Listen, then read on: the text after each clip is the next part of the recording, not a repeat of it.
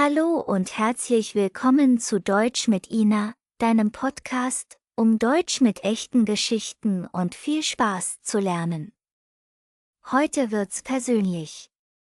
Ich erzähle euch von meinen peinlichsten Momenten beim Reisen, wenn man nicht so genau weiß, wie man sich richtig benimmt. Oh ja, da gibt's einige Geschichten. Also, macht's euch gemütlich, los geht's. In Japan, gleich am ersten Tag.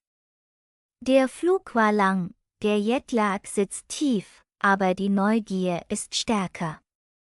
Ein kleines Restaurant in einer ruhigen Seitenstraße.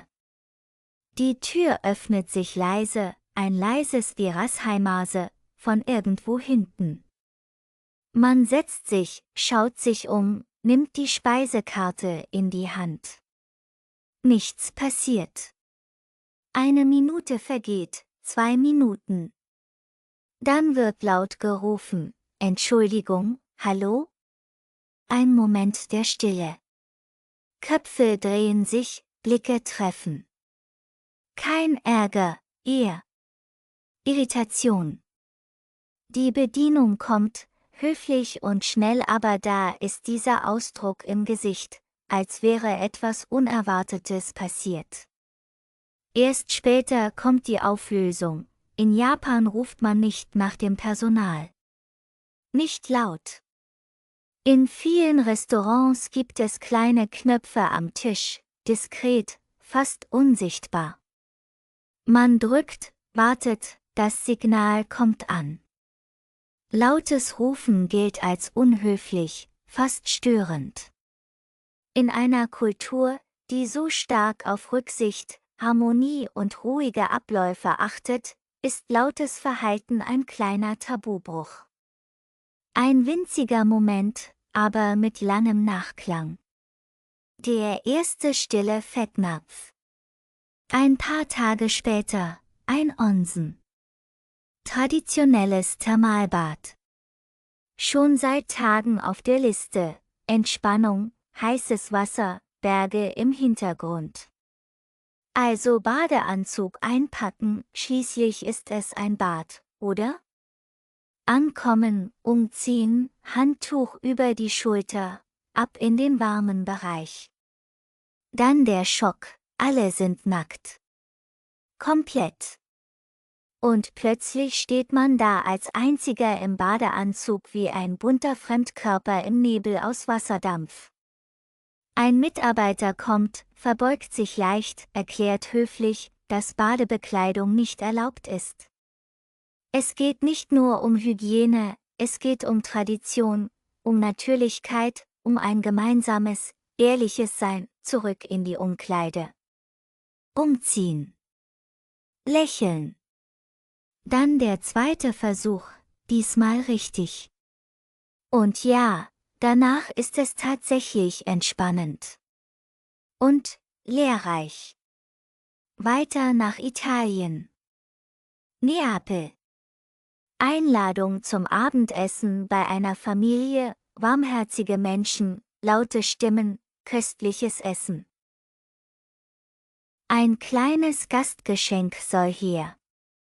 Die Wahl fällt auf Blumen, was sonst? Gelbe Chrysanthemen frisch, leuchtend, wunderschön. An der Tür wird geklingelt, die Familie öffnet, man lächelt, überreicht den Strauß. Die Gesichter? Höflich, freundlich, aber irgendwie verlegen. Erst später, nach dem Essen, kommt die Erklärung, vorsichtig und mit viel Lächeln, in Italien stehen Chrysanthemen für den Tod. Sie sind die klassischen Beerdigungsblumen. Man bringt sie auf Friedhöfe, nicht zu Festen. Was als freundliche Geste gedacht war, war für die Gastgeber ein stilles Missverständnis, das sie mit Anstand übergehen.